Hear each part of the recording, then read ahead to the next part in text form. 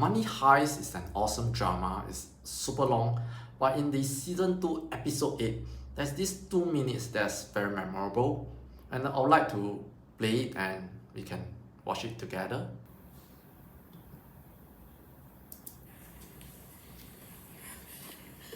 You don't want to hear it. Why don't you want to hear it? Because I'm a bad guy? You've been taught to see that there's only good guys and bad guys. But what we're doing is okay when other people do it. Is that right? In 2011, the European Central Bank made out of nothing 171 billion euros out of nothing. Just like what we're doing here. Only more money. 185 billion in 2012. 145 billion euros in 2013. Do you know where all that money went? To the bankers. Directly from the mint. Straight to the rich. Did anyone say that the European Central Bank was a thief? Liquidity injections, they called it. And they pulled it out of nowhere again. Out of nothing.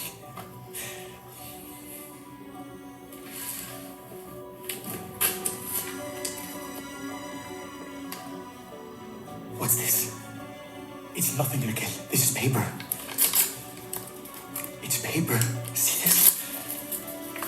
It's paper. I'm making a liquidity injection. But not for the bankers. I'm doing it here. In the real economy. With this group of losers, which is what we are again.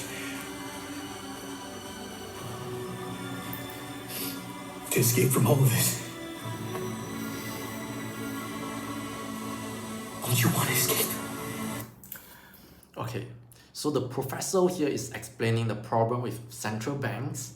They print money, billions, hundreds of billions, and then they give it to the commercial bank, which then lend out to rich companies without fully giving all the money back to the economy. So they are like printing money, but then giving to the rich, and that is what frustrates the common people. So there is a issue with central bank, with one person who make all the decision. That's why there's a crypto revolution. Crypto is also creating money out of thin air, just like them printing money. It's the same thing. But this time it's decentralized and no one person can cheat. So it's giving power to the people. And that's why this is so powerful, and this concept is unlikely to die. Central bank governments will try to kill it or contain it in some ways, but then given that people already are using it and people value it, it is unlikely to die. And that's why I decided to invest into crypto. In fact, I'm late to the party. Let me show you what I actually wrote in 2017. Okay, so this is something that I wrote in 2017 in my private journal. So I'm going to show it to you, but I really wrote it in September of 2017. I was looking into Ethereum, and I told myself that I should have a budget of $5,000 because Ethereum really has some great feature. Basically, it's smart contract. I was really thinking that this is going to change a lot of things, but I didn't. I put $0 into it. If I put 5,000, it would have worth 50,000 today. So why didn't I buy it? I think it's partly because it was at all-time high, and I probably was trying to time the market a bit. And then as time goes by, I just forgot about it. So I really hope that I have more discipline this time and do dollar cost averaging, which I've said multiple times, but sometimes I also just lack this discipline. And once again, we are facing an all-time high in cryptocurrency. So the best way is to dollar cost average and not just go in because that might just be a very high and you'll just feel very worried when it starts to crash. And now I'd like to draw it out on my iPad to show you my plan. So this is just a plan, a rough guide on how I will do my portfolio allocation for crypto. And to do that, I should think of it in terms of, the first thing is to think in terms of how many percent of my investment dollars that I have, how many percent of it should I put into crypto. And I think just a rough guide is very rough, 1 to 20%. And that's still considered conservative because I heard some youngsters, they are just 100% all into crypto.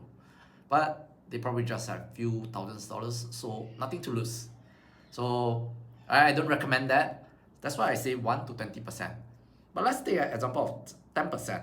And assuming that, say I have $100,000, I'm not going to review how much I have, then I'll put $10,000 into crypto. And this $10,000, right, should just be a target. Let's say, for example, only in 1 year's time, I want to have $10,000 of cryptocurrency. Then I should use a DCA approach and then put in every month, maybe nearly about $1,000, and then I'll have 10,000 at the end of the year. But that said, some cryptocurrency is very safe. They're kind of like bonds and treasury, and there's a yield. Let me now show you the plan for my cryptocurrency allocation. There will be 3 types of cryptocurrency that I'll invest into. And the first one, I'll allocate 50% into this thing called the stable coins. And an example of a stable coin is USDC. USDC is special because it is pegged 1-to-1 with US dollar. And because of that, there's no volatility. It never fluctuates. It's always $1.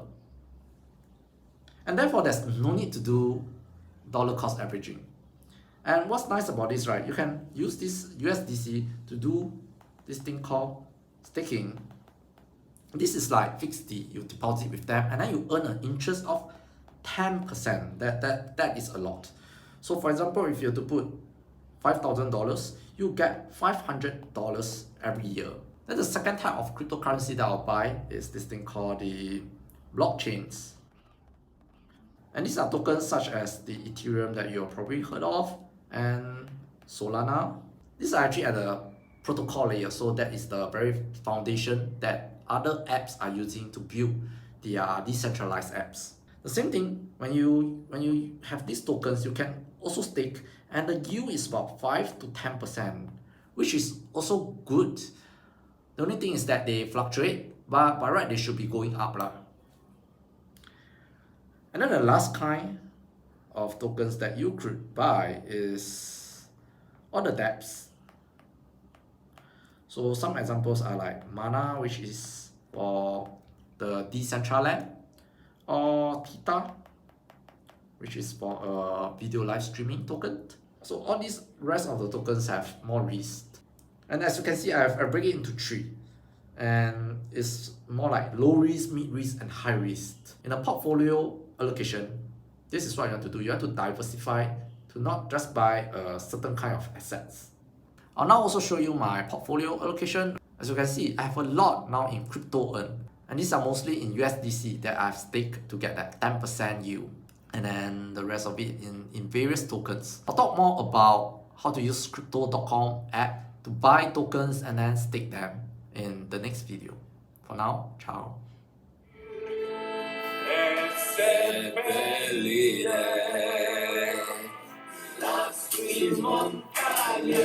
Habíamos sellado las entradas con cargas explosivas y teníamos la sensación de estar en un búnker. Eran nuestros 10 minutos de gloria. ¿Qué coño quiere el ruido del mar? Esto es poesía. Esto es el corazón del mundo latiendo aquí. Latiendo por nosotros porque le estamos haciendo latir. Porque el mundo se mueve por este premio.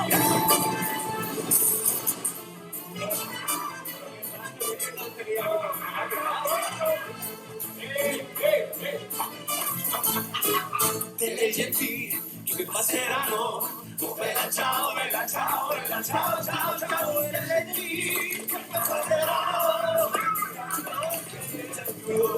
che costruzione, che passa, That's how